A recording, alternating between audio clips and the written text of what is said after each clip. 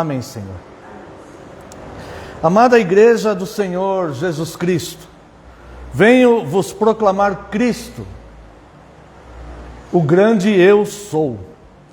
Na semana passada nós demos início a este sermão, falando sobre essa sarça ardente. E vimos que houve um fenômeno espiritual ali.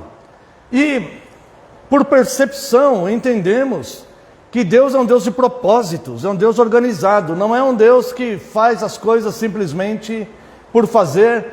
E é o dever da igreja buscar entendimento nas coisas de Deus. Porque, naquele momento, Deus se apresentou numa sarça que é uma espécie de arbusto, né? Que ficava queimando e não se consumia. Por quê? Qual o objetivo de Deus? Se havia tantas aparições do anjo do Senhor, Cristo, no Antigo Testamento, de outras formas, porque ali Deus usa este fenômeno, que de fato atrai o Moisés para ver, e Moisés chama aquilo de maravilha.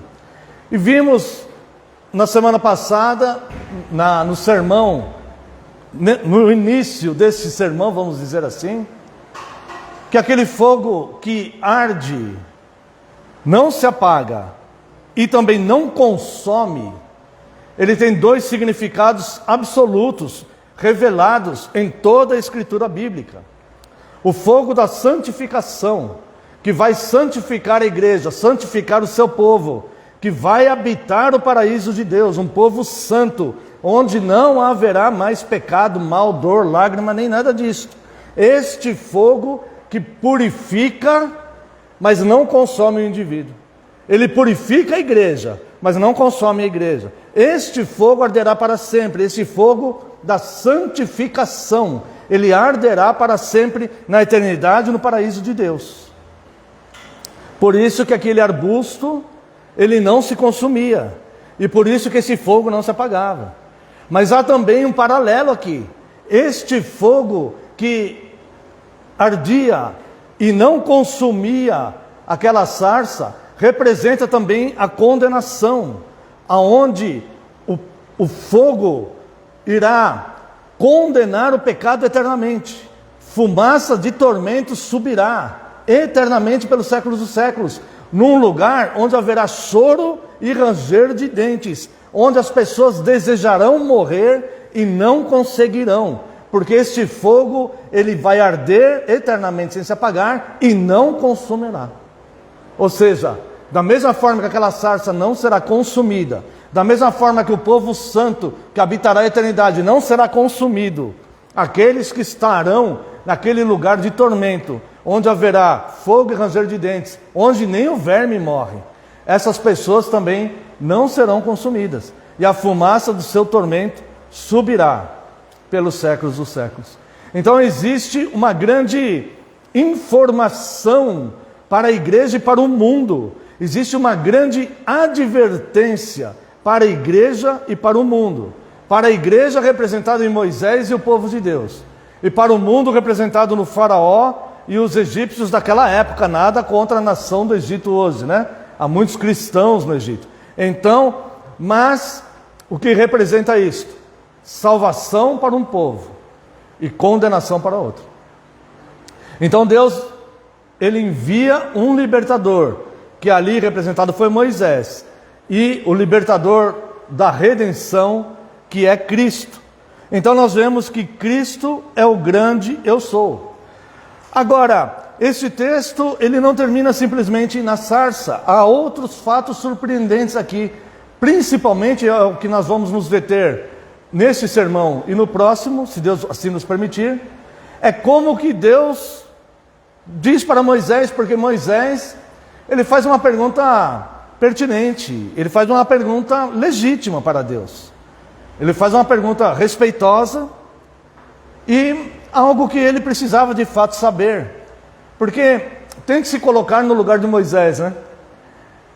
Aparece aquele fenômeno, aquela sarça ardendo, você vai lá, identifica que é Deus que está falando com você ali, e ele fala que você será o libertador. Você vai ser o libertador. E aí então tem aquele diálogo e Deus fala, não, eu estarei contigo, pode ir que eu estarei contigo. Ele fala, então, mas o que eu vou falar para as pessoas? Quem que vai acreditar em mim?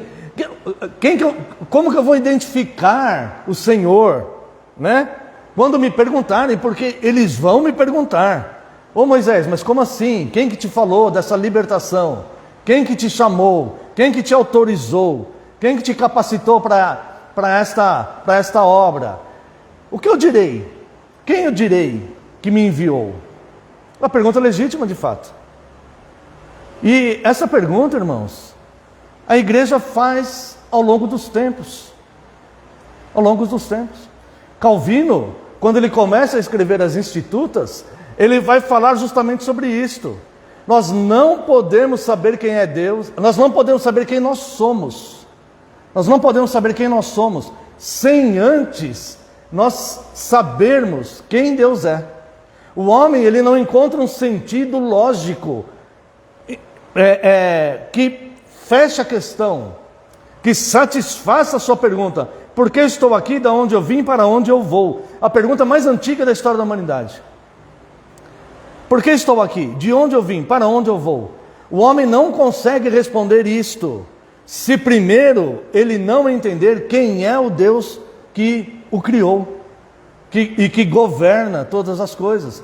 Então Calvino, quando ele vai escrever aquela obra magnífica, que é as Institutas de Calvino, magnífica, 4 volumes impressionantes, ele começa dizendo isso: o homem não consegue saber quem ele é se antes ele não souber quem Deus é.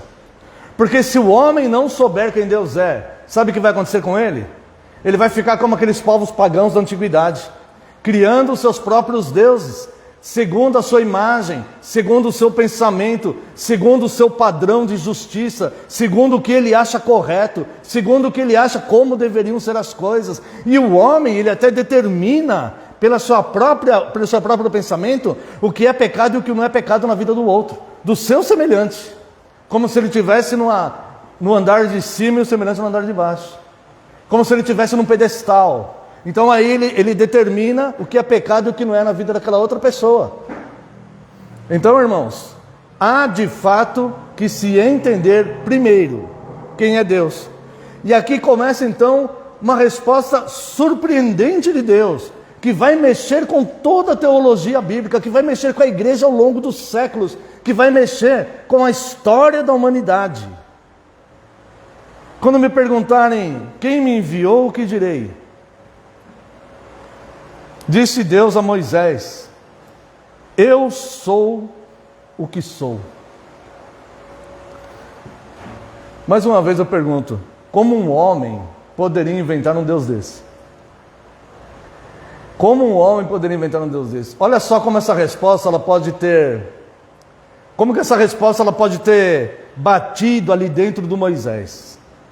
Moisés era hebreu. E ele sabia que os nomes hebraicos, todos tinham um significado. É questão cultural. Eu não sei se ainda hoje é assim, mas era assim. O próprio Moisés, o nome dele tinha um significado, tirado das águas. Eu peguei alguns aqui para a gente se adaptar a isso. Quando eu ouvia falar Moisés, era tirado das águas. Representava isso, significava isso o nome dele. Por exemplo, o nome de Daniel, Deus é meu juiz. O nome de Caleb, fiel, leal. O nome de Ana, cheia de graça. O nome de Maria, pura, amada. Cada nome que essas pessoas tinham, que os hebreus tinham, tinha um significado. Isso era cultural, isso estava dentro. Então era comum, quando alguém perguntasse o nome de alguém, não é como na nossa cultura aqui. Ah, qual que é o seu nome? A pessoa fala o seu nome, tá, é só a forma que você vai identificar ele, mas não tem um significado, você não sabe o significado daquele nome. Eles sabiam, porque isso fazia parte da cultura deles. Então quando alguém perguntava, qual é o seu nome? E ele falasse Moisés, falasse, tirado das águas, o seu nome significa tirado das águas. Era perfeitamente compreensível, era natural, as pessoas já iam entender automaticamente isso. Então Moisés esperava um nome que identificasse quem era aquele que o estava arregimentando ali. E Deus não fala Daniel, Caleb, Deus não fala um nome assim. Deus fala, eu sou o que sou.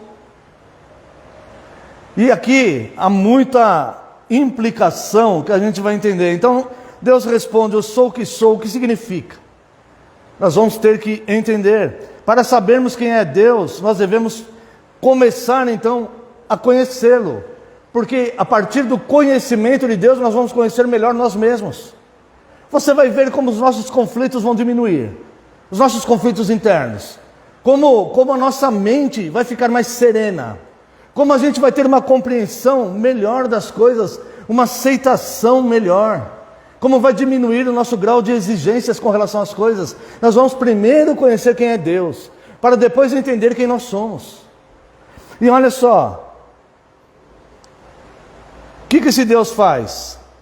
Deus intervém, mas Ele não intervém de forma que deixa o homem passivo na situação. Não sei se eu me faço entender. Ele intervém, Ele vai fazer, Ele vai governar, como aqui. Ele vai libertar o seu povo do faraó do Egito, que era a nação mais poderosa da época. E o povo era escravo. Ele vai intervir e Ele vai agir, e Ele vai completar essa obra. Ele tem poder para fazer isso sozinho. Mas o que Ele faz? Ele comissiona um homem, um pecador, fraco, que muitas vezes não sabe nem o que está acontecendo. No caso de Moisés, um homem que tinha problema de dicção. Eles chamam um homem que tinha um problema, talvez fosse uma gagueira, talvez Moisés fosse gago, provavelmente era. Ele vai chamar um homem assim, para ir falar com o faraó, o rei da maior nação do mundo, da época. Das coisas pequenas, das coisas loucas, das coisas que não são, Deus faz algo acontecer. Então, este Deus maravilhoso, que poderia simplesmente dar uma ordem ali, e o faraó libertaria o povo. Este Deus, então, Ele vai agir, Ele vai governar, Ele vai fazer, mas Ele vai comissionar. O homem não é uma plateia, a humanidade não é uma plateia. O homem não é um mero público, alguém que está só olhando as coisas acontecerem. Os irmãos da igreja não são apenas pessoas que estão vendo quem trabalha na igreja, sentadinhos. Não. Todos nós somos participantes ativos da história da igreja. Então Ele vai e Ele comissiona o homem. Veja aqui, verso 11 e verso 12. Então disse Moisés a Deus: quem sou eu para ir a Faraó e tirar do Egito os filhos de Israel? Era tão absurdo isso para Moisés, né? É como se fosse para nós, né? Vai lá e liberta o povo quem sou eu para chegar lá no Faraó? Você acha que o Faraó vai me ouvir, vai libertar o povo porque eu vou lá falar com ele? Ele não vai nem me receber, nem uma audiência comigo ele vai marcar. Eu não vou passar da portaria lá, dos soldados da porta lá. Se bobear, ainda vou apanhar deles. Então Moisés, ele tem conhecimento de quem ele é. E ele fala assim: então disse Moisés a Deus: quem sou eu para ir a Faraó e tirar do Egito? Deus lhe respondeu: eu serei contigo, e este será o sinal de que eu te enviei. Depois de haveres tirado o povo do Egito, servireis a Deus neste monte. É você que vai. É você que vai. É você que vai fazer essa igreja crescer. É Deus que acrescenta, lógico que é. Mas Deus é contigo. Deus comissiona você para fazer isso. É você que vai cumprir a sua função aqui. É você que vai cumprir a sua função no seu lar. É você que vai falar do amor de Cristo para os seus colegas de trabalho. É você. Não é um fenômeno sobrenatural. Deus é todo poderoso, então Ele apareceu na sarça e Ele vai fazer. Deus comissiona. E o homem, ele não é apenas um mero espectador. O homem é ativo no plano de Deus. Foram profetas. Foi Débora a juíza. Foi as duas parteiras, Sifrá e Puá. Foi Raabe. Foram os apóstolos. Foram os pastores Timóteo e Tito. Deus vai comissionando as pessoas para escreverem a sua história. Enquanto isso, Deus é com eles, com todos eles, e vai governando todas as coisas. Não tema o faraó, porque eu serei contigo. Não tema, porque você é gago. Eu serei contigo. Não há problema nenhum que você é um simples escravo aqui e o faraó é o rei do Egito. Não há problema nenhum, sabe por quê? Porque eu serei contigo. Não há problema nenhum que é intransponível na sua vida, sabe por quê? Porque Deus é contigo, é Ele que está com você. Ele conhece o teu sofrimento, as tuas lágrimas, Ele conhece perfeitamente. Nós não temos um sumo sacerdote que não conheça e não se compadeça das nossas fraquezas. Portanto, entremos confiadamente junto ao trono de graça, a fim de alcançarmos misericórdia. O sofrimento que você passa tem data e hora para acabar, porque Deus é contigo. E a vitória virá, seja em qual for a situação. E isso não é triunfalismo, não.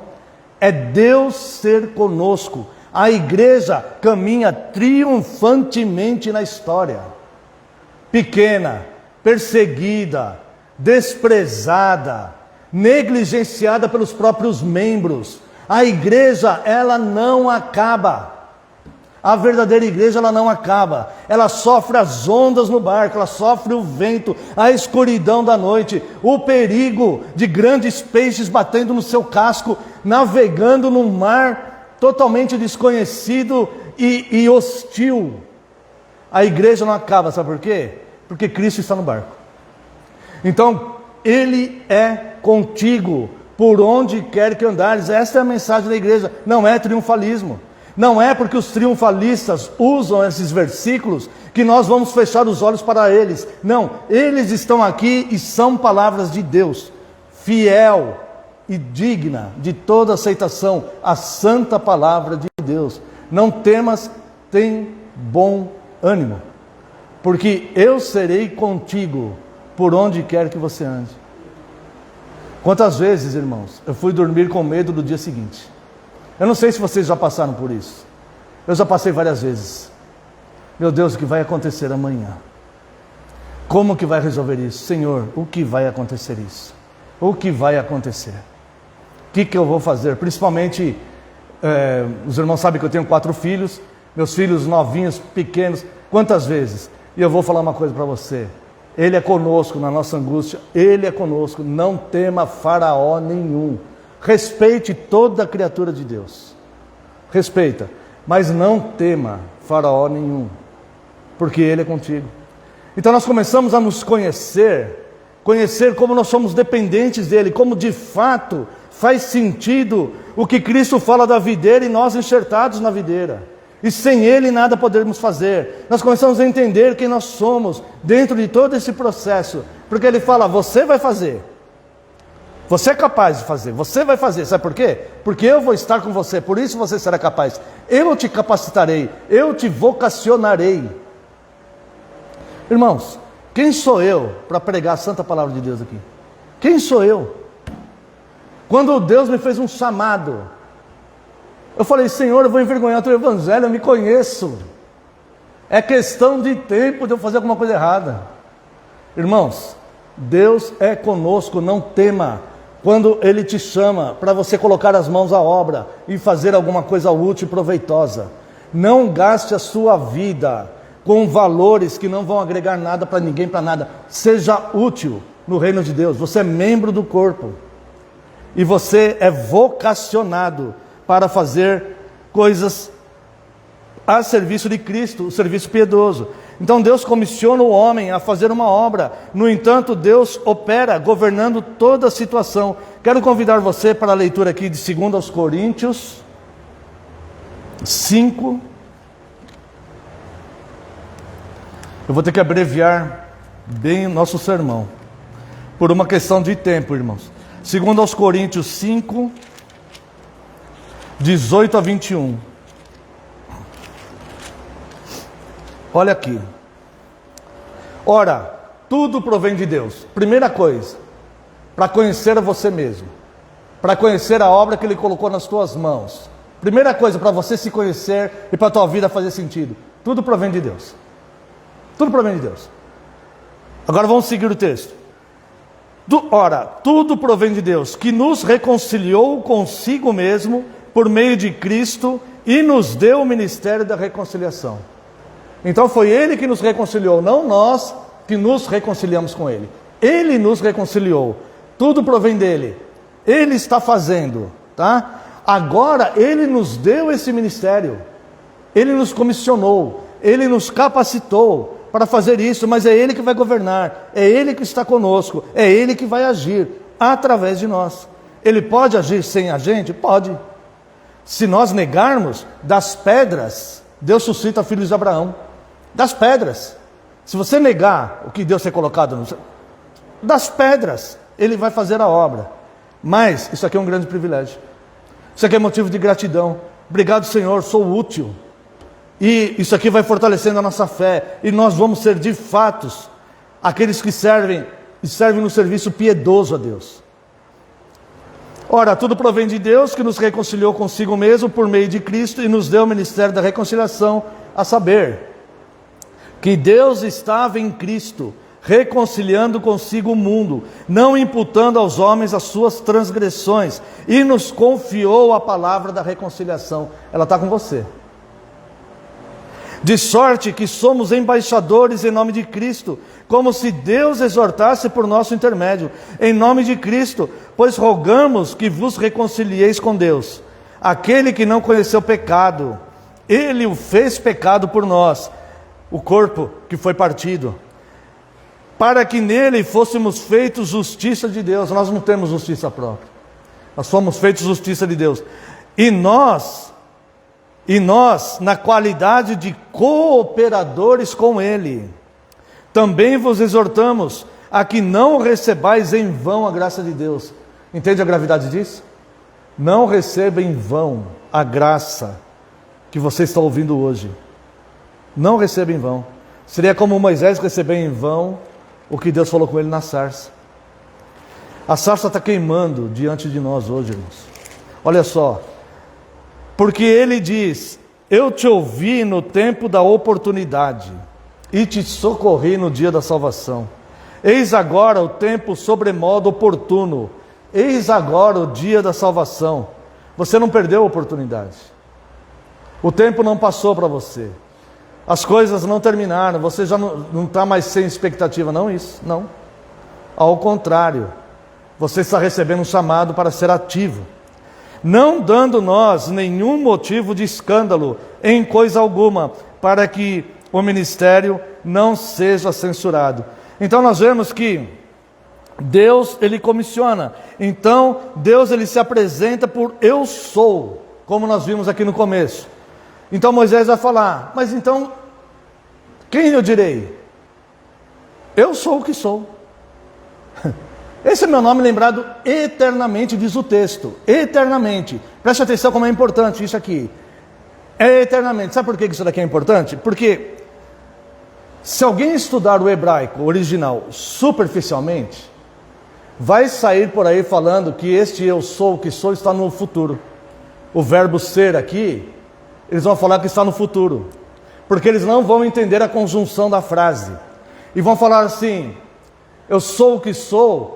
Esse verbo vai estar no futuro. Então alguns vão falar: para o português é traduzido errado, porque seria eu serei o que serei. Não, está traduzido certo. Eu sou o que sou. Porque a junção desta frase aqui no grego, no hebraico, vai dar um significado de eternidade e imutabilidade, gramaticalmente. Ou seja, é o Deus do passado, é o Deus do presente e é o Deus do futuro. Não é escrito eu fui, eu sou, eu serei. Eu simplesmente sou. Eu sou o que sou. E aí então nós vamos ver que aqui vai mostrar um Deus eterno e imutável. Então um Deus que é eterno, nós não conseguimos entender isso, autoexistente, que criou todas as coisas que nós podemos ver e que nunca vai passar. Este Deus nos comissiona com uma obra. E nós olhamos para nós mesmos e começamos então a nos identificar dentro do que é isto. E nós vemos: eu não consigo fazer isso. Eu não tenho disposição para fazer isso. Eu não vou conseguir fazer isso. E ele fala: vai, porque eu serei contigo. Não temas, apenas ser forte e corajoso. E quando na Bíblia nós vemos as palavras de Deus e Senhor escrito com letras maiúsculas, nós vamos ver que aí está se referindo a este eu sou. Porque este eu sou acabou dando o que nós lemos aqui por Yahvé, que é um tetragrama que os judeus começaram a escrever e que vai representar quem é Deus, que é traduzido para o português legitimamente, transliterado, é uma transliteração desse tetragrama, Jeová. Mas Jeová não é o nome de Deus. Jeová é o tetragrama que foi produzido por esse eu sou o que sou, transliterado. Então, irmãos, essas seitas que você vê por aí, não, o nome de Deus é Yahu, Yoshua, Yehu, não sei o que lá, Yahoshua. Irmãos, eu sou o que sou. Deus é muito maior do que isso. E se Deus nos permitir, no próximo sermão, nós vamos terminar essa série vendo o que de fato significa isso. Eu sou o que sou, como assim? Mas nós estamos num processo aqui de aprendizagem. Então, irmãos, para que nós vamos entrar aqui no final, do sermão, por causa do nosso tempo. O fato de Deus ter se apresentado a Moisés desta forma: eu sou o que sou. Na prática, para nós, fazendo um resumo, eu teria mais coisas para falar, mas vamos fazer um resumo aqui. Temos confiança, porque nunca estaremos abandonados, porque Ele é o que é. Eu sou o que sou, eterno e imutável. Então nós nunca seremos abandonados. Quero convidar os irmãos para a leitura aqui da carta aos Hebreus. Carta aos Hebreus, capítulo 13, versos 5 e 6. Seja a vossa vida sem avareza. Contentai-vos com as coisas que tendes, porque Ele tem dito: de maneira alguma te deixarei, nunca jamais te abandonarei. Eu sou o que sou, que estava lá na sarça, estou agora aqui na tua vida. Eu nunca vou te deixar, e eu sempre vou governar as situações. Eu serei contigo, eu estarei governando as situações mais difíceis que aos teus olhos pareçam mais difíceis e impossíveis, como se você fosse o Moisés indo falar com o faraó, e gago, As situações mais absurdas, mais difíceis da sua vida, que parece não haver solução, eu estarei operando. Então, faça isto aqui. Não se deixe perturbar, turbulências, com coisas que são avareza, vaidade, idolatria, coisas que não estão no programa, não estão no script. Olha só: seja a vossa vida sem avareza, contentai-vos com as coisas que tendes, porque Ele tem dito: de maneira alguma te deixarei, nunca jamais te abandonarei. Assim, afirmemos confiantemente: o Senhor é meu auxílio, não temerei. O que me poderá fazer o homem? Entende? Então, aqui um jogo de posturas do homem para com Deus. Espera aí, tira a mão. Não é você que vai governar essas coisas, sou eu. Quando você for falar com o faraó, não vai falar o que der na tua cabeça. Não vai chegar lá chutando a porta. Você vai chegar falando o que eu estou falando para você. Não é porque eu sou contigo que você vai chegar lá no faraó se sentindo poderoso. Você vai lá, se contente com o que eu vou te falar. Chega lá no faraó e fala isso: liberta meu povo para me servir no deserto. Liberta meu povo, assim diz o Senhor. Liberta meu povo para prestar culto no deserto. Vai lá e fala isso. Ah, mas ele não vai aceitar.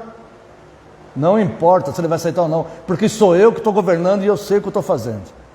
Eu posso mandar a 10ª praga agora, mas eu quero mandar a primeira antes. Então, vai lá e fala com o faraó, porque eu vou endurecer o coração dele quando for preciso, e eu vou amolecer o coração dele quando for preciso, porque o grande eu sou é que está governando a tua vida. Então, não precisa trazer turbulências, avareza, vaidades. Contente-se com as coisas apenas e confia nele. De maneira nenhuma ele vai te deixar nem abandonar. E assim você vai afirmar confiantemente: o Senhor é meu auxílio, não temerei. Que poderá me fazer o homem? Além disso, somos alvos dos cuidados amorosos de Deus. Cuidados amorosos de Deus. Lá em 1 Pedro capítulo 5, verso 7. Lancemos sobre Deus a nossa ansiedade, porque Ele, o grande eu sou, que consegue queimar um arbusto ali sem o fogo apagar e sem o arbusto se consumir. Eu, o grande eu sou, cuido de vocês. Quando fala tenho cuidado, eu te cerco de cuidados. Eu cuido de você. Eu estou governando as coisas. Você não está abandonado à própria sorte. Então, pela sua questão humana, foi gerada ansiedade por causa da situação que você está vivendo. Natural. Não alimente a ansiedade, porque a ansiedade não vai produzir nada para você. Ela só vai te fazer sofrer hoje mais do que o normal. A ansiedade só faz sofrer a mais, só. Ela não tem poder de solucionar nada. Ela só traz mais sofrimento. Então, a tua ansiedade, lance sobre Ele, porque Ele tem cuidado de vós. Ele é o grande eu sou e é Ele que está com você. E obtemos livramento e veremos a justiça de Deus sendo feita. Veja aqui, segunda carta de Pedro, capítulo 2, espero que eu não tenha anotado errado. 2 Pedro capítulo 2, verso 9. É porque o Senhor sabe livrar da provação. Mas a quem está se referindo isso? Olha só. É porque o Senhor sabe livrar da provação os piedosos. Aqueles que servem a Deus com amor. É porque o Senhor sabe livrar da provação os piedosos e reservar sobre castigo os injustos para o dia do juízo de Deus. É o fogo que santifica e o fogo que condena. Certo? Esses dois poderes estão nas mãos do grande eu sou. Então tem alguém te afligindo, Deus sabe fazer justiça. A situação está insustentável, Deus sabe livrar. Não compete a você tomar nas tuas mãos decisões que você não sabe tomar. Olhe para as Escrituras, olhai a Cristo e sereis iluminados. Ele é a luz, é lâmpada para os nossos pés, é o grande eu sou que está ardendo diante de você, num arbusto que não se consome, uma maravilha que te atrai. E Ele te atraiu um dia, com a graça dEle, Ele te atraiu para o corpo de Cristo. Então, calma, Ele é contigo e Ele governa toda e qualquer situação. Não há pouco poder quando Ele diz, eu sou o que sou. Não te importa querer saber um nome. Não se fixe a pequenas coisas. Eu sou o que sou. Não coloque a sua fé em algo que você acha que vai ser uma junção de letras. Eu tenho um nome, meu nome é Santo, mas você não pode nem conhecer meu nome. Nem o faraó pode conhecer meu nome. Então não se prenda a coisas que não estão na sua alçada aí. Vai lá e fala para faraó, e fala para o povo, eu sou, me enviou. O que vai acontecer, deixa comigo. O que vai acontecer, deixa comigo. Porque sou eu que governo. É assim que Deus diz. E por fim, irmãos, adoremos a Deus. Não por uma imagem, não por um ator de filme, não por uma novela. Mas adoremos a Deus por quem Ele é e pelo que Ele faz. E se Deus nos permitir, no próximo sermão, nós vamos concluir e nós vamos ver de fato o que representa o nome de Deus. Qual é esse nome? Que significado vai ter isso? Prático para as nossas vidas. Quem nós somos e como é grande este Deus. Quero, como resposta desse sermão,